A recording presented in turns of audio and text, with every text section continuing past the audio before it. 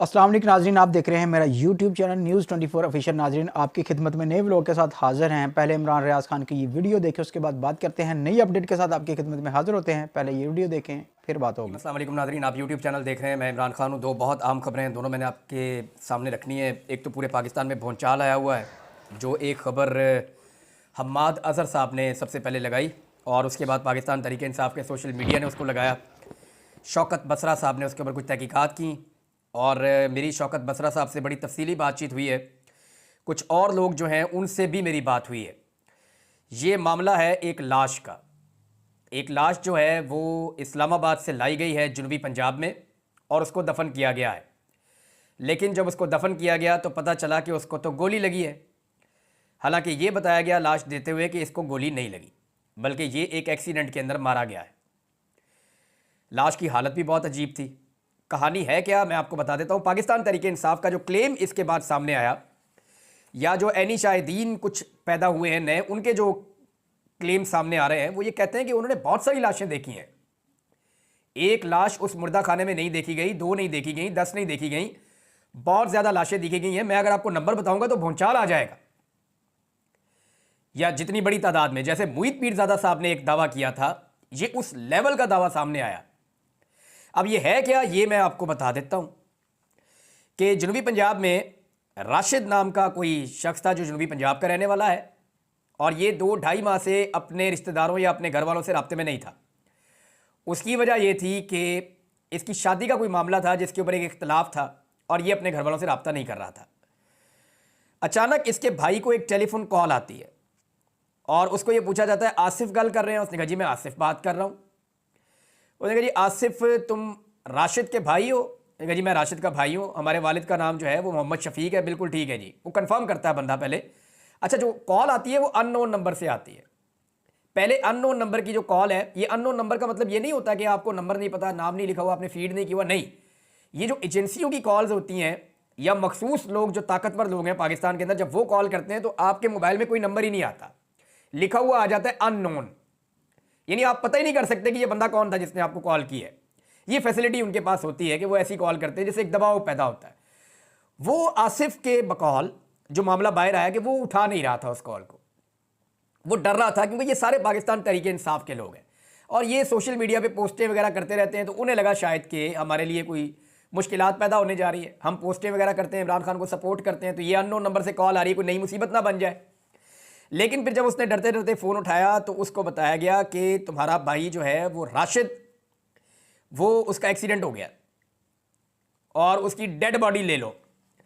इस पर उस बंदे ने कहा, जो आसिफ है, उसने ये कहा जी कि मैं आप पे कैसे एतबार करूंगा, आप अननोन नंबर से बात कर रहे हैं, वो डेड बॉडी को सरकारी आदमी है, आप कौन है, अपना तारुफ करवाए। तो उस बंदे ने ये कंफर्म करके कि ये फैमिली वही है, फ़ोन बंद कर दिया कि तुम सब्र करो, मैं कॉल तुम्हें करवाता हूँ। उसके बाद जनाब कॉल आती है दोबारा और अब के कॉल करता है एएसआई इम्तियाज़। ये सब्जी मंडी थाने का एएसआई है। ये अब सारी तहकीकात मैंने की है, मैं चीज़ें आपके सामने रख रहा हूँ। ये जो इम्तियाज़ नाम का एएसआई कॉल करता है, ये बताता है जनाब कि राशिद की इस्लामाबाद में रोड एक्सीडेंट में मौत हो गई है, फैमिली मेंबर आ जाए और वो आकर उसकी लाश ले जाएं। ये इम्तियाज़ एएसआई भी ये कंफर्म करता है कि यार तू आसिफ ही गल कर रहे हैं, तेरा भरा सी राशिद, तो अपने भाई की आगे भाई डेड बॉडी ले जा। वो ये कहता है जी हम तो जनूबी पंजाब में रहते हैं, सादकाबाद, वो उधर रहीम खान। तो हमारे कुछ अजीज़ हैं जो रहते हैं इस्लामाबाद में, जानने वाले, उन्हें हम कहते हैं हमारे कज़न वगैरह है, वो आ जाएंगे, आके देख लेते हैं। तो वो तस्वीर भेजता है, कहता है ये तेरा भाई है? कहता जी बिल्कुल ये मेरा भाई है। कंफर्म कर देता है। मौत कैसे हुई, एक्सीडेंट हुआ है। अब वो अपना एक कज़न भेजते हैं, जब वो कज़न जाता है तो वो उसको डेड बॉडी नहीं देते। वो ये कहते हैं जी हम डेड बॉडी नहीं दे रहे, आप खूनी रिश्तेदार को बुलाएं, वहाँ से वो आए, लिख कर दे और डेड बॉडी लेकर जाए। अब ये पुलिस करती है। तो वो वहीं से एक और लड़के को लेकर जाते हैं। ये लड़का उनके कज़न का दोस्त है। अब इसका नाम भी पता है मुझे और बहुत सारे नाम, हर बंदे का नाम है, लेकिन यहाँ पे नाम लेने से सिर्फ मुझे मना किया गया है कि आप नाम लेंगे तो ये जिस जिसका नाम आएगा वो बंदे उठाए जाएंगे। मामला इतना गंभीर है।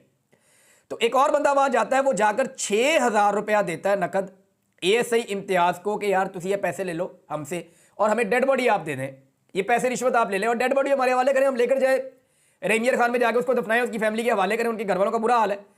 तो अब जो है वो उनके राब्ते वाब्ते भी साथ साथ चल रहे थे। तो एएसआई उस लड़के को लेकर साथ मुर्दा खाने के अंदर चला गया। ये पिम्स अस्पताल का मुर्दा खाना है। एक अस्पताल के मुर्दा खाना में नॉर्मली जो है इमरजेंसी सिचुएशन में 30-40 लाशें रखने की नॉर्मल जो जगह होती है वो इतनी होती है, क्योंकि वहाँ पे बॉक्सेस बने होते हैं। मैं क्राइम रिपोर्टर हूँ तो मैं गया हूँ वहाँ पे। वो ऐसे बॉक्स को आपने फिल्मों में शायद देखा होगा, बॉक्स को ऐसे बाहर निकालते हैं तो उसमें एक लाश होती है, दूसरा निकालते हैं उसमें एक और होती है, तीसरा निकालते हैं उसमें एक और होती है। तो एक एक बॉक्स में एक एक लाश होती है और इसकी कैपेसिटी जो है वो 30 से लेके 100 तक हो सकती है। बहुत बड़ी तादाद में ज़रूरत भी नहीं पड़ती और इतनी बड़ी वो होती भी नहीं है मुर्दा खाने के अंदर कैपेसिटी, क्योंकि वो पूरा का पूरा चिल्ड होता है, बहुत ठंडा होता है, ताकि लाशें डीकम्पोज ना हो, लाशें खराब ना हो। मुर्दा खाना के अंदर गया, उसने एक बॉक्स बाहर निकाला और पहचानने के लिए कहा लाश को, तो उसने बताया जी कि उस एक बॉक्स के अंदर बगैर कफन के 3 लाशें पड़ी थी। इसके आप 2 मतलब ले लेना, एक तो रखने वाले ने 3 रख दी। अब ये रखने वाला जो है वो इतना तो बेवकूफ़ नहीं है, हर लाश को अलग अलग बॉक्स में रखना चाहिए था। तो लाशें इतनी ज़्यादा हैं वहाँ पे कि एक बॉक्स में 3 रखनी पड़ी। ये कॉमन सेंस की बात है जो समझ आती है। उसने कहा ये ऊपर नीचे पड़ी हुई थी, 3 लाशें पड़ी हुई थी, हमने अपना बंदा पहचान लिया कि जनाब ये बंदा है, ये आप डेड बॉडी हमें दे दें। ये 2 दिन पहले की बात है। तो उन्होंने कहा ठीक है जी, ये डेड बॉडी आपको हम दे दें। कागजी कार्रवाई की, डेड बॉडी उनके हवाले कर दी, एक्सीडेंट हो गया, बंदा आपका मर गया।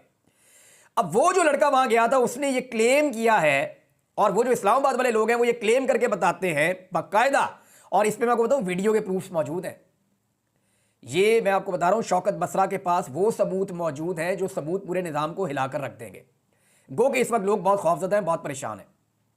हुआ ये कि डेड बॉडी दी गई, उसने कहा जी वहां बहुत सारी डेड बॉडीज थी, और जब एक बक्से के अंदर 3 डेड बॉडीज हैं तो इस्लामाबाद के क्राइम रिपोर्टर से हिसाब लगा लेना कि एक बक्से में 3 डेड बॉडीज क्यों रखनी पड़ गई। ये मेरा सवाल है, जब उसने कहा कि 3 बॉडीज इकट्ठी थी।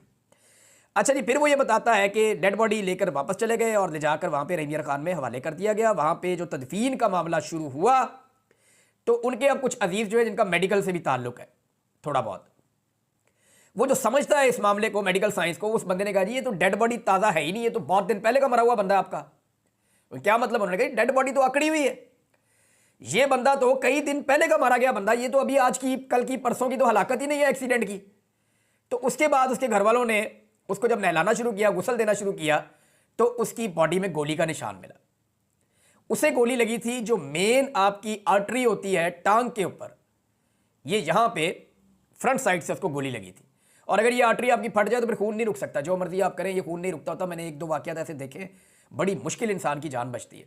इमरान खान साहब कहते नहीं रहे कि मेरी वो शारक है, वो मेन रग है एक्चुअली इसका, वो ये नाम ले रहे हैं। शारक तो यहाँ गले में होती है, लेकिन वो मेन रग एक वहां पर भी है, शारक भी आप उसे कह सकते हैं अगर कहना चाहें तो अगर वो कट जाए या वो डैमेज हो जाए और ब्लीडिंग वहां शुरू हो जाए तो ब्लीडिंग वहां पे नहीं रुकती फिर उसके बाद।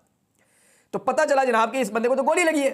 अब उसकी वीडियो वहां कोई बना रहा था, वीडियो बन गई, रोला पड़ गया, ये वीडियो मार्केट में आ गई। हमाद अजहर के बाद इंफॉर्मेशन आई, उन्होंने शेयर कर दी, सबने शेयर कर दी।